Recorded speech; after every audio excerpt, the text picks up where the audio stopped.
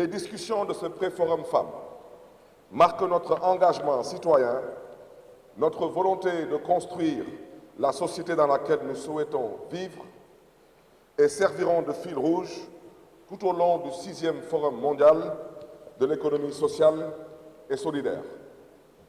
Vous me permettrez alors d'insister sur le fait que nous avons tous un rôle de premier plan à jouer dans les sphères de décision et plus particulièrement au sein de nos collectivités. C'est l'occasion ici de saluer l'engagement de l'État du Sénégal sur l'économie sociale et solidaire, tout gouvernement confondu. Le Sénégal a fait de l'économie sociale et solidaire une priorité fondamentale qui contribue à créer de la valeur ajoutée dans les secteurs formels et informels. La création d'un ministère en charge de la microfinance et de l'économie sociale et solidaire, ainsi que les dispositions législatives sur cette question majeure, telles que le vote de la loi d'orientation sur l'économie sociale et solidaire en 2021, en sont la preuve. Chers invités, Mesdames et Messieurs, selon le rapport mondial Global Gender Gap du World Economic Forum, le monde a progressé dans la réduction de l'écart entre les hommes et les femmes de 68,1% en 2022.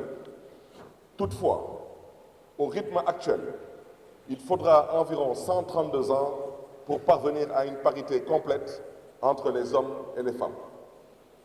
Qui parmi nous sera là encore dans 132 ans?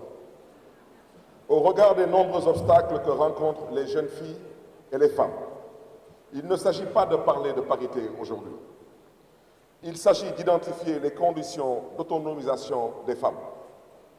Imaginez un monde où les femmes ne sont pas freinées par des barrières et des limitations et où leur potentiel est pleinement exprimé. Ce monde et l'édification de sociétés fortes et inclusives sont à portée de main si seulement nous osons faire tomber ces obstacles. Lorsque nous libérons le potentiel des femmes, nous libérons également le potentiel de toute l'humanité. Distingués invités, Mesdames et Messieurs, les femmes ont fini de prouver leur rôle majeur dans nos sociétés. Elles nous donnent la vie et nous nourrissent. Que serait l'Afrique sans les femmes? Que serait le monde sans les femmes? Voilà la question fondamentale. Avant de répondre à cette interrogation, permettez-moi de faire un état des lieux. En Afrique, les entreprises dirigées par des femmes font face à un énorme déficit de financement de 42 milliards de dollars selon la Banque africaine de développement. D'autre part, le manque de formation en gestion, leur crainte face aux risques, entre autres, constituent un frein dans leur parcours pour contribuer au développement économique. En outre, les structures formelles de financement, telles que les banques et les établissements financiers, imposent des conditions restrictives pour l'octroi de crédit, telles que la nécessité de garantie, d'ancienneté de compte et de documentation relative à l'étude de projet, ce qui limite l'accès des femmes au crédit. La microfinance, dont le rôle est de répondre aux besoins des populations les plus démunies, exige souvent une politique d'épargne préalable à l'octroi de crédit, condition difficile à réunir pour les femmes. La nanofinance suffit-elle aux besoins des femmes entrepreneurs pour une activité pérenne? Certainement pas. L'accès à l'éducation joue un rôle crucial dans l'amélioration de la mobilité socio-économique et permet de rompre le cycle de la pauvreté. Des progrès remarquables ont été accomplis pour améliorer les taux de scolarisation à tous les niveaux, en mettant particulièrement l'accent sur les filles. Toutefois, investir dans l'autonomisation des femmes est une priorité absolue compte tenu des défis considérables auxquels elles sont confrontées. Les femmes africaines sont les piliers des familles et de l'économie. Conditionnées à tout gérer, famille, couple, finances, éducation, activités professionnelles. Elles peuvent aujourd'hui faire de cet héritage socio-culturel un atout décisif pour leur carrière et pour le développement de leur pays. En Afrique, les femmes s'imposent comme de véritables entrepreneurs nés. Je profite de la tribune qui m'est offerte ici pour rendre aux femmes un vibrant hommage parce que vous êtes résilientes, vous êtes solidaires et très engagées, vous êtes capables de l'impossible, vous êtes riches de savoir, de culture et de valeurs. Vous imposez avec détermination votre leadership dans tous les domaines. Vous faites bouger les lignes à l'instar de nos sœurs qui s'imposent, non sans effort, dans les plus hautes sphères de la finance africaine et mondiale. Vous constituez plus de 50% de la population active dans plusieurs pays africains. Votre force de frappe est considérable et les chiffres le prouvent. Vous représentez 70% de la main-d'œuvre agricole en Afrique subsaharienne et produisez jusqu'à 90% des aliments consommés dans certains pays.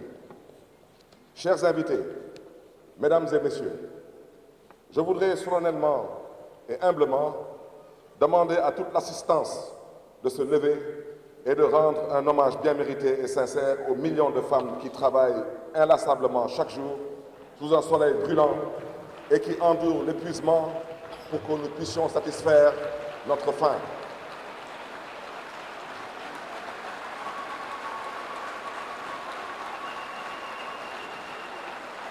À ces femmes d'ici, à ces femmes d'ailleurs, aux femmes du monde, que Dieu vous garde et que Dieu vous bénisse. Je vous remercie. Femmes africaines, femmes africaines, femmes africaines, vous êtes championnes du monde de l'entrepreneuriat. Vous pouvez vous asseoir. Merci pour ce bel hommage. Femmes africaines, vous êtes championnes du monde de l'entrepreneuriat.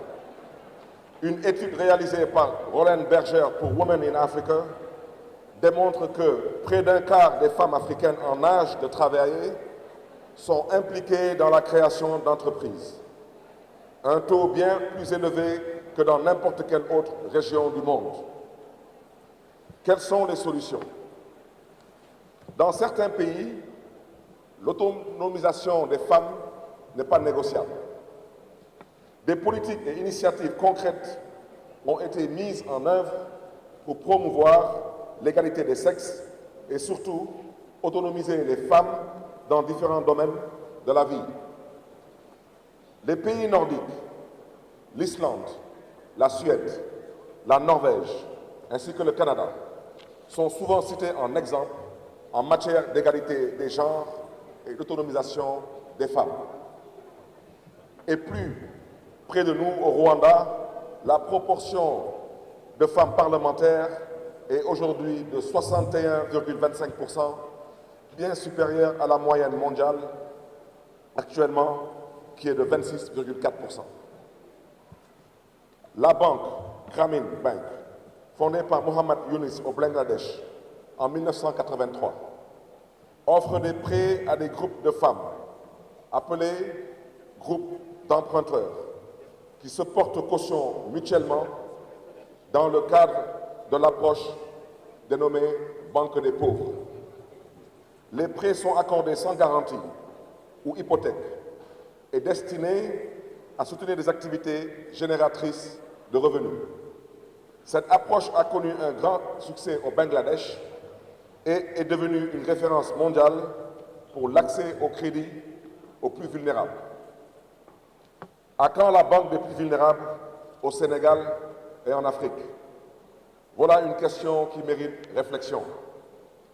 Sur un continent qui est supposé aujourd'hui être le continent considéré comme étant le plus pauvre, mais le plus riche de par ses ressources naturelles et humaines. Quelles recommandations à envisager pour l'autonomisation des femmes et la territorialisation des politiques publiques durables? L'éducation, notamment permettre aux jeunes filles de poursuivre leurs études secondaires. Parmi les 90% de jeunes Africains qui arrêtent leurs études au secondaire, se trouvent de nombreuses jeunes filles malheureusement. Former les jeunes filles aux études scientifiques améliorerait également leur employabilité. Les politiques publiques pourraient permettre aux femmes d'avoir un accès égal aux technologies numériques. En Afrique subsaharienne, seulement 25% des femmes ont accès à l'Internet mobile contre la moitié des hommes. Pour être autonomes, les femmes devraient se mettre en réseau et devraient être soutenues afin d'être compétitives sur le marché national et international, devenir des talents globaux et accéder plus facilement aux sources de financement, au marché local, régional et international. Dans le domaine du digital, l'Organisation des Nations Unies, en retenant pour la journée du 8 mars 2023 la thématique « Pour un monde digital inclusif, innovation et technologie pour l'égalité des sexes », a compris tous les enjeux qui entourent le secteur des technologies de l'information et de la communication pour les femmes. Pour ma part, la ville de Dakar finance l'éducation dans le digital et multiplie les initiatives. À titre d'exemple, le hackathon organisé récemment a enregistré la participation de plus de 500 développeurs. Le premier prix a été remporté par une femme. Nous avons privilégié les actions du FODEM, Fonds de développement et de solidarité municipale, pour lutter contre la pauvreté urbaine et féminine, une priorité absolue. Et à ce stade, je voudrais rendre un vibrant hommage à mon prédécesseur, Madame le maire Souam El Wardini et Madame Samb, directrice du FODEM, qui n'ont ménagé aucun effort pour permettre aux femmes dakaroises de pouvoir se former et de pouvoir aussi avoir accès à des financements. Ayant constaté que les femmes n'ont pas accès aux ressources financières et sont souvent exclues du système classique de financement, nous avons mis en place une approche triptyque: formation, financement et accompagnement. En dotant le FODEM et la CPEN d'importants moyens financiers et techniques, nous répondons aux besoins d'inclusion sociale et économique des femmes qui reposent sur la création de structures d'insertion socio-économique et favorisent leur intégration dans la sphère économique. 23 000 bénéficiaires répartis autour de 450 groupements ont bénéficié de formations, d'accompagnement et de financement d'activités génératrices de revenus. Osons briser les barrières pour que toutes les jeunes africaines aient accès à l'éducation. Osons partager les risques pour accompagner financièrement les initiatives des femmes. Osons leur faire confiance. Osons ensemble repenser les partenariats et synergies d'action entre l'Afrique et le reste du monde. Osons valoriser les success stories des femmes afin que les rôles modèles inspirent les jeunes générations. Mon ambition en qualité de maire de la ville de Dakar est qu'au sortir de ce forum, nous engageons tous autour de mesures urgentes et concertées. Je plaiderai pour le lancement de la plateforme DK 20, 23, 30, une plateforme conçue pour créer 20 millions d'opportunités de formation, d'éducation, d'employabilité, d'accès au financement en 2023 pour les jeunes et les femmes dans la perspective de l'atteinte des objectifs de développement durable en 2030. Un engagement pris le 1er mai 2023, jour de la fête du travail, lors de l'ouverture du forum et dont l'échéance coïncidera, comme je l'ai dit tantôt, avec la réalisation des objectifs de développement durable en 2030. Pour terminer, je dirais tout simplement, shoot for the moon, even if you miss, you will land among the stars. Alors ça, c'est ma communication qui me l'a mis.